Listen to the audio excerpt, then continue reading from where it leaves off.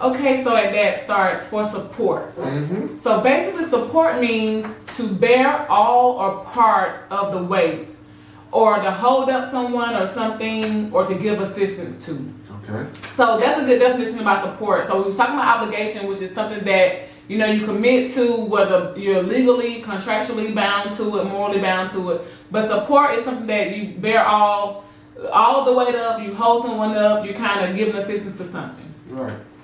Some traits of being supportive or being a support to someone is to have high emotional intelligence. So I know you guys are probably saying, Michelle, well, what does that really mean? That just means that as a person to person, you want to recognize and understand the emotions of someone.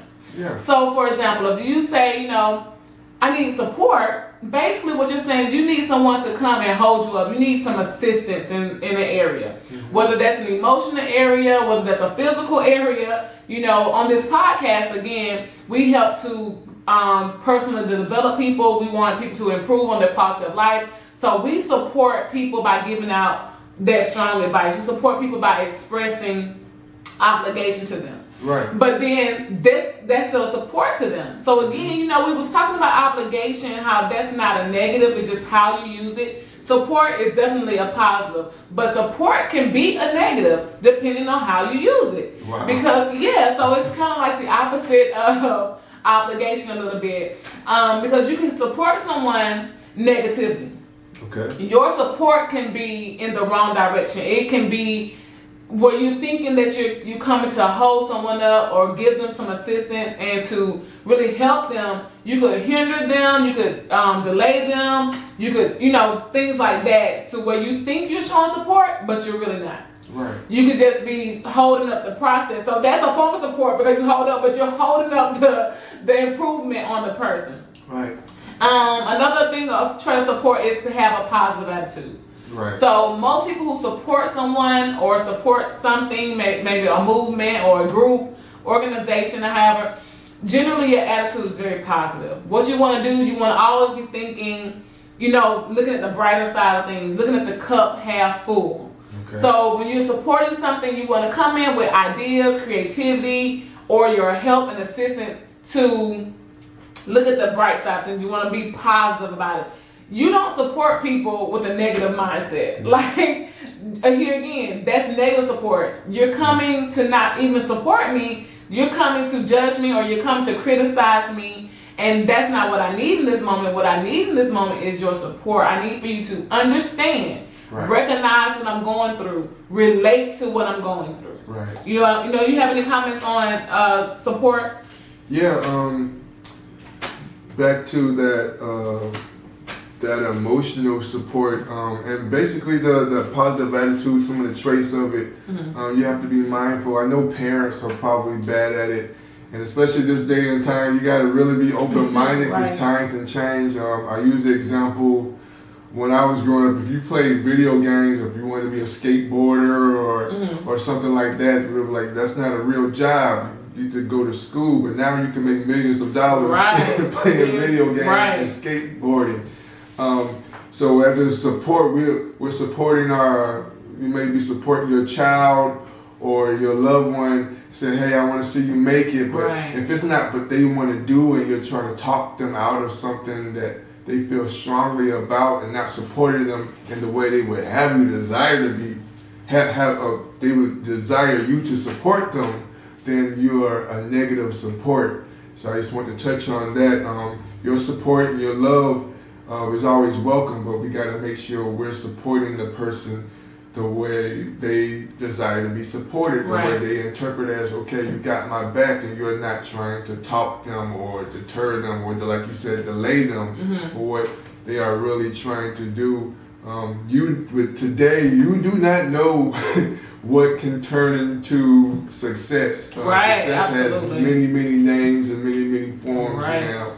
The silliest and most nonchalant thing could change somebody's life. Right, absolutely. This day. Definitely. Because in 2020, because people are so creative, so now you can take something as simple as, again, making a video and monetize it and maximize your income on making a video, teaching someone how to work on a car. Yes. You know what I'm saying? Teaching someone how to use equipment, and so now that's success. And so when you relate it to supporting people in career moves and job changes, someone be saying like, no, you crazy, you need to stick with your 9 to 5. Right. But in your head, I need the support because it's already a risk. And yet you may not be in agreement with the risk I'm taking, but support me into making a move that's going to improve my life. You know?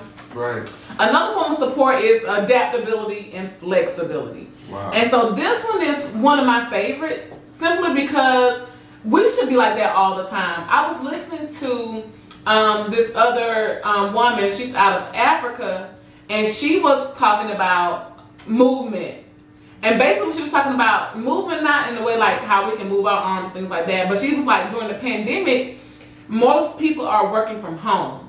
Exactly. And so she was like, most people, if you're working from home, you're probably in your bedroom. You have gotten comfortable by doing your work is in your bedroom now. You're eating in your bedroom now. You're sleeping in your bedroom. And she was like, you have to be adaptable. You have to get out of that, because now you can become so confined to that one space. You got to learn to be flexible. Okay. And so I was listening to her, and I was going, okay, wow. I see what she's saying. She's like, because you think it's out of your control, like you're just stuck to that room or stuck to the table. But she was really referring to the bedroom. And she said most people have trouble adapting to a new environment. Okay. And so she was like, so you have to move, like physically move from the bedroom where you do everything at for the full day. Like this is almost like a 24-hour period, because like you will sleep, but then you get up, you may go, shower, but you're in lounge clothes, like even if you are working from home, you'll do a Zoom call with just a top on. You may not have on any bottoms. Right. And so she was saying like, you have to come out of the bedroom. She's like, force yourself to move into a different area of the home and be flexible to that. And she said what she has found out in this study, that a lot of people can't adapt. A lot of people get thrown off when things are moved around. Like for instance, like you're used to your mug being on the right side of you, but if I was to come and now move it to the left side of you, you reaching this way because that's what you're used to. But you have to learn to be flexible. You have to learn to adapt. So what I like about support and how adaptability and flexibility relates to support, it just shows your readiness to change. It shows how you can quickly adjust. Right. And that's something that I like to teach, because you have to be open-minded. Right. Enough to where you're not stuck in one place, you're not stuck in one mentality, you're not settled. So much so if something changes, you don't know how to adapt to it. Right. And so when you're supporting someone, again, like a career move or a big decision that could be life-altering, when you're showing your support, you need to be flexible. Right. Not to say that you may agree 100% with the decision that's at hand or what's taking place, but mentally, you got to weigh it all. And that's what adaptability is. Let's look at the bigger picture, look at the long term versus the what's in front of us right now. If I could go a little bit deeper. Yes, absolutely. First of all, this is perfect timing because everybody has had to pivot and adjust to be flexible. Right. Myself included. So that being that readiness and that adaptability and that support, the children coming home and the parents have to become the teachers and the students, and your children have to learn from home, and we all have to support each other. We have to be supportive of the teachers. They can't physically be there, so we have to help them maintain that our children are focused and are doing their work, and it causes us to become more involved. And we have to step our game up and learn things. I don't know about you guys, but some of you may have children that are doing the easy kindergarten stuff, but I also have children that are doing like algebra and geometry and trigonometry. So I had to learn and be flexible and be ready for that adjustment. Right. But also it relates to that flexibility of how the world has changed and how we should look at how even technology, for example, the business is thinking in the mind of the consumer and to make sure they can optimize and maximize the potential of a product. So when you buy something like a laptop, the laptop can turn into a tablet and it can have the mouse, or it can be, you can write on it, it can touch screen, and like your phone is now a camera, or it can become a tablet, or it can become you can make a movie with the camera. Right. Like, it's so much stuff. It can become a computer.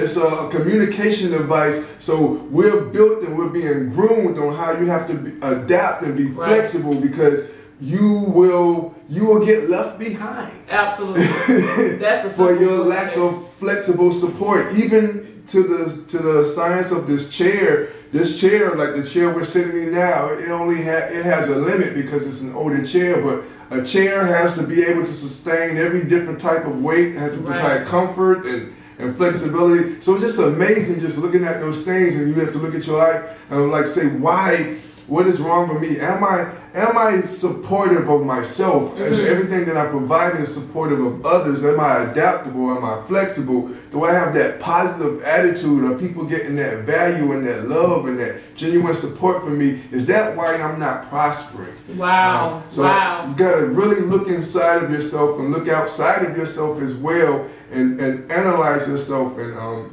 figure out if you're hindering yourself and others from prospering. Because we have that power. We can use it for good or bad. And I just want to touch on that. No, that was really good. That you just brought out a great point about negative support, and it could be indirect, it could be innocent. You may not even realize that you're negatively supporting someone else, or you're negatively operating yourself. You know, and so you brought out a point saying that you got to really examine yourself and analyze the situation.